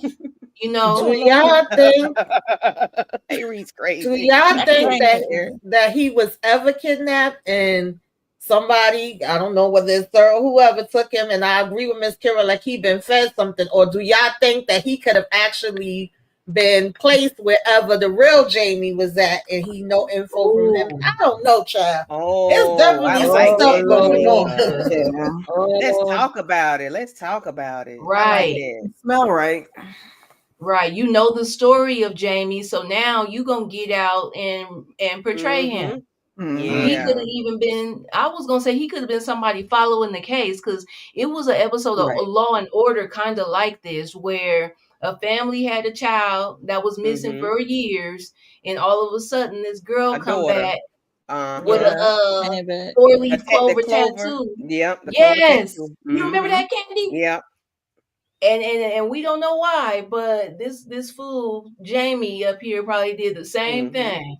But I think that young lady ended up putting hers on the wrong hand or wrong wrist. She did or something wrong. He forgot the damn mole, so there's that. He forgot the mole, right? Yeah, he forgot the mole. Big dumb man. You want to put a mole on your elbow. Now, which elbow? I don't know. I thought it was the right. No. Yeah. Don got that jacket up off of him, though. He probably don't even know about the mole, because he would have been. And then they cut away. I'm like, I thought they was gonna show the arm as he walking away. I'm like, they cut away. But they was showing Don looking at him. They seen that. I'm like, only Don knows. Yeah, I'm like, show us his elbows. Why y'all not showing us? Right. Yeah. Right. Yeah, Heather, Christian, and Jamie each took way too much interest in Gabby whenever they first met her. The whole Evans clan is a hot mess. Yep, I'm assuming they're all related. And yes, I'm with you. I see you. We see each other. I agree. Yes. Yeah. But I like that twist, Tamika. Maybe they were in the same home or housing or whatever, wherever. Yeah, I won't be surprised. And he knew all the details. Yeah. Like, boy, you might be 30 years old. You up here playing like cosplaying as a teenager. Listen. Not 30. Not 30, right. Listen. Yeah. Okay. I'm here. Lawrence, any thoughts? No. I mean, at this point in time, I'm just interested to see how I'm gonna say no thoughts. I'm about to share my thoughts anyway. But, I'm just interested to see this dynamic about Jamie. Like, is this the real Jamie? Is it fake? Are we going to find out by this season, or will this linger on until the next season? I hope we find it out by the end of the season at least. Yeah, I hope so, because this is episode 12. Please don't make us wait till next season. I can't take it. And we'll got like 20, like what we got 10 more episodes or something like that. I'm getting like a good 3. Like, yeah, come on. Yeah, we need to find out about Jamie within this episode or next one at least to wrap up this line. Let me see. Yes, please. And then Margaret about to crash out again. She is not having a good season. That's what I was now. about to say, Miss Kira. I felt bad because Margaret was irking my nerves for most of the first half they're gonna have to have her committed. Yeah, they definitely are. Yeah, that's gonna be so traumatic for her. And keep Margaret away from all beaches. Yeah, Margaret away from everything, child. Sharp items, everything. Okay. Yeah. Bad. Yeah. Yeah. This was a very, very good episode, but I'm curious to see what's going to come of this situation with this young man. I wonder if we're gonna see her ex-husband and daughter in the next episode, but she can't hold this from them forever. Baby, I need that daughter to show up and show out, because that daughter right. Okay. Yes. And that's what I need. I don't know about the husband, because he sounded like he was being a pain in the behind at the, when they were trying to identify the body or whatever. But I need the daughter to do her big one. And then, he smoking cigarettes. Like, sir, where you been to be? Not that you can't be somewhere to smoke cigarettes, but you're smoking cigarettes. Like, I said, how long has it been? Oh no. That was just weird to me. Like, okay, hard knock life. You had to get him a little smoke, right? Aries already called him a meth head, so ain't no I was gonna say, but look perfectly healthy. Yeah, he looks so healthy. He looks like he's been. You know how you see those homeless, those unhoused people on the corner, and they don't look too disheveled. Like, all right, now y'all playing games. Stop playing. Your shoes look better than mine. Like what? Okay. I cannot. Sir probably had Jamie show up when he got arrested so that Gabby would be forced to visit him in prison. Listen, we were saying that when we did the last review. Like, this could be a setup from Serve that he had a time. He got a plan B, C, D, E, F, and G, and he like, all right, they got me. Next plan, y'all already know. Send them in.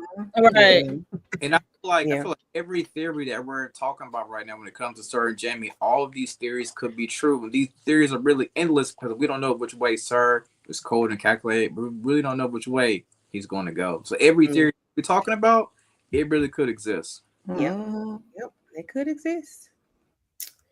Well, that's that on that. That's pretty much all the episode. Unless I missed something. Did I miss anything? No, that's pretty much it.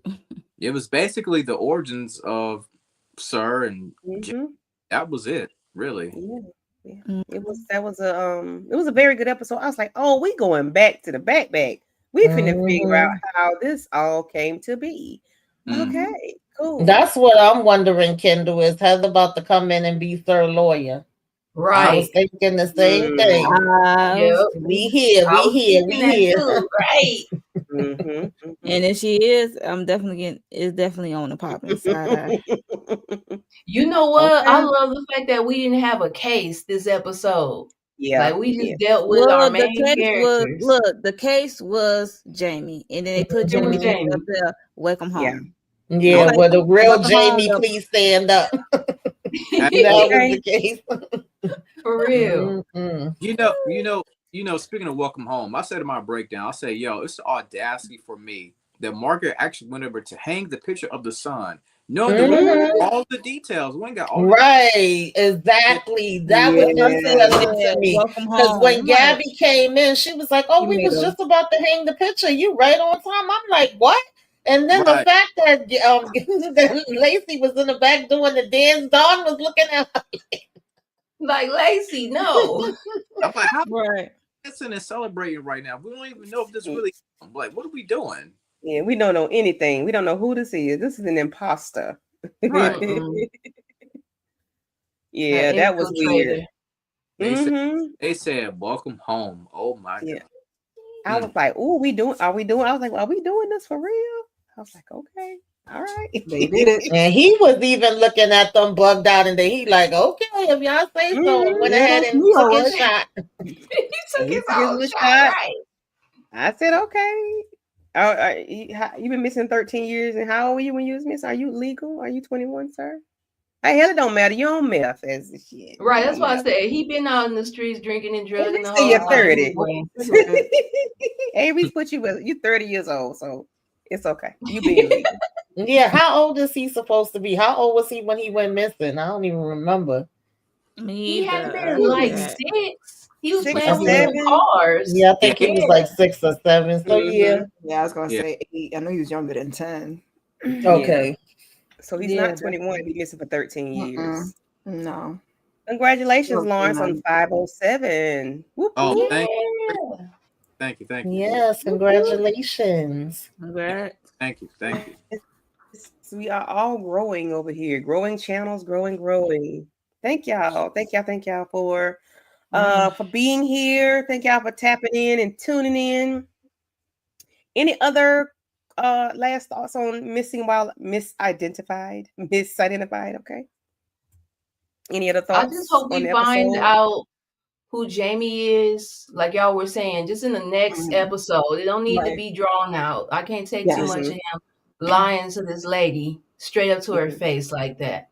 So I want them to already have a plan in line for how to deal with Margaret, because we know she ain't gonna take it good. Right. They might need to go and commit her ahead of time. Yep. Have a plan in place. Have somebody waiting on her to catch up, because she gonna fall out. Yeah, I agree. They need to have that plan for her ahead of time. Yeah. I'm assuming that Gabby gonna be giving all of them orders of what we need to be looking into and how we need to be handling this situation. And Sir's still gonna be doing some kind of messiness from behind the damn bars. And are we gonna find out whatever happened to Christian? Where the hell did he run off to? Is he still RV? Where he at? Right. I don't know. Trying to figure out what Sir's thought process was, because we went from a flashback to him sitting in the jail, and I was trying to make the connection. I'm like, what is going on in that head of yours? And that smirk that he had on his face. It's like I got her where I want her. I got her. Yeah. Like, this is just all a part of his plan. Okay. So I had a plan, but if I ever got locked up, this is what I'm gonna do next. Right. I was like, not his plan. He know how to pivot. So right. Yeah. He got his pivot in motion. He's not gonna be in there long. So it's about to be some type of technicality or a jailbreak that happened. Yeah, you're right. Yeah. Margaret even let her own family know about it. Something is definitely off. Because how you don't tell your people that your son is here? Like, how? What? All to herself. Right. That's what it seems. She want to be in this fantasy world. It's like she don't want to let him out of his sight. When he went outside to smoke a cigarette, she was like, "Oh my God!" And Don was like, "I got it. Like, relax." That's why we gonna have to sedate her and tie her down, child. Yeah. Right.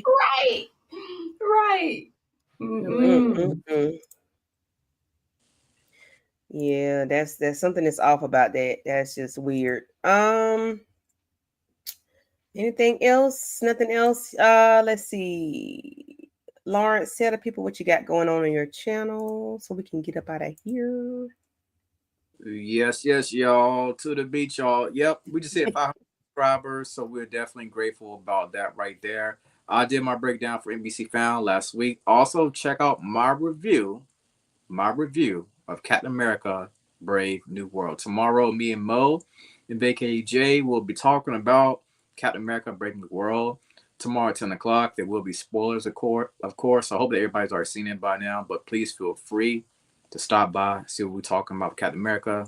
It's a lot of controversy, some good, some bad. We will dissect all of it. Make sure y'all subscribe.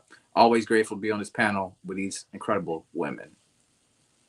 Aw, we love having you. We love the yes, just the camaraderie, Lawrence, for sure. Yes.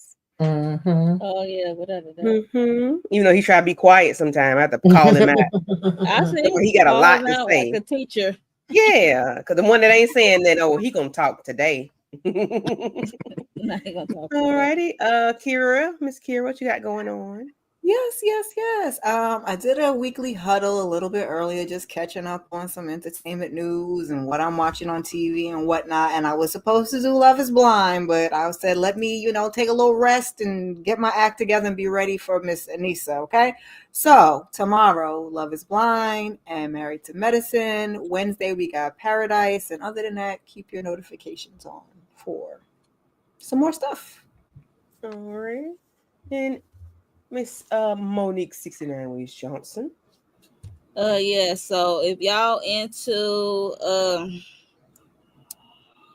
the fallen show of Love of Marriage Huntsville not too long ago, me and Candy Love, Light Nova Letitia, and Miss Inga, we have covered the last of that show. We are closing that out with it out with a bang. We had a good time. Yes, so please check out the replay of that live we did. And also tomorrow, like Lauren said, we are doing the Captain America movie. So it's gonna be spoiled from head to toe. Okay. So be mindful when y'all click on the live, okay? Wednesday we got Paradise, episode 6. And later that evening we also cover Sisters. We always cover Sisters after each episode. With Candy Love and Tamika's Den. Yay! All right, the Den. What's going on in the Den? I'm keeping it cool right now. Just mostly whatever live collab, Sisters, the Oval, family business. I'm not really doing too much on my own right now, but every now and then I'm gonna pop up and be talking about some things and probably giving y'all some shorts. And thank y'all for letting me jump up here to discuss the episode. If any of y'all didn't see the interview that they did, y'all make sure that y'all tune in to that. Congratulations again to Lawrence for making 507 subs, and congratulations on getting that interview. Okay, I love to see it. Amen. Moving and grooving. Yes. All right. Dial in for movies. What say you? What's up? So y'all, DeMarcus made a good point. He said he hopes that I'm gonna be covering the new season of Raising Kanan, which I will. I don't know if I'm gonna be covering it like a full episode review. I like to just do the hot takes or the points that really stuck out for me. I feel like that been my little, I like been doing that with Found. So be on the lookout for those clips to be uploaded. I'm gonna try to get them up tonight. My just quick thoughts about certain parts of the episode. Yeah. But yeah, y'all just keep the notification bell checked because I am cranking out some more content. I figured out another space for me to record. So I feel like where I'm at right now, which happened to be in the bathroom, y'all, but it just is better lighting and the connectivity work is going. So better lighting, better bathroom chronicles. Exactly, Mo got the better acoustics. About to be an R&B singer up in the bathroom, baby. Okay. This made me feel like putting out some work. The bathroom chronicles. Talk to the people. Okay. Tell them what you got going on. Okay, well, cool beans. Hey, whatever works for you. Shout out to the green screen, baby. Okay? Do your thing. Okay. Shout out to the green screen. Okay. Shout out to the green screen. Right. Yeah, and for me, yeah, I am doing Married to Medicine on tomorrow, The Oval with Tamika on Tuesday, Sisters with Tamika and Monique on Wednesday, and just keep your notification bells on. I'll be working on some stuff. Paradise. Oh, yeah, I guess I'll jump on Paradise. What's that, Wednesday? Oh, okay. Let me pull your leg. Yeah. Listen, if y'all not watching Paradise, you're missing out. Something ain't right. You ain't living right, because Paradise is an amazing, amazing, amazing show. I need y'all to jump on that. If you hadn't jumped on it, listen, I don't know what to say. Something you ain't living definitely. Right. You gotta watch Paradise, and also don't forget to watch Watson either. Okay, Morris Chestnut back on the screen. Yeah, that's something I will watch, but not recap or. Yeah, Kendall just reminded us because they took that little break. Like, why you give us one episode and then come back 2 weeks later? Yeah. So I got to watch the first episode because I was like, you know what? Let me not do this because I don't do me like that. That's right. The first episode was good though. They piqued my interest. I want to see what's going to be happening with Watson. I want to see what's going to happen with Watson too. Yeah, especially when it's shirtless. It's juicy like that. Okay. I mean, it's just Morris Chestnut. I mean, it ain't juicy like that, but Not you trying to play it back. Okay. Who trying to play it back? Kira. Miss Kira. It's Morris Chestnut, girl. Anytime he's on the screen, it's hot. Well, thank everybody for coming through. And I do want to, again, thank Miss Anissa Niel Johnson, aka BKA Detective Shaker from Found. We want to thank her for coming in and joining us and, giving us her time, being gracious and, just giving us a little background of her story and, things that she has going on now. So I do appreciate her for, just for joining the little people. Thank you, Lawrence, for that connection. We appreciate you for that as well. Thank you. And thank you for everybody that tapped in. Kendall, DeMarcus, Lemon Kush Pepper, Inga Binga, thank you for coming through. EJ, thank you. Jahanan, I'm sorry if I missed your name up, baby. I apologize. Grand Lord, thank you. If I miss anybody, India Garcia, yes. Letitia, thank y'all for coming through. I'm trying to fly through these comments. P. Bronson, I remember was in here. Yeah, DeMarcus. Bronson, thank you. We appreciate you. Thank you. Yeah. So with that being said, we're gonna go ahead and get out of here, and we're gonna holler at y'all later.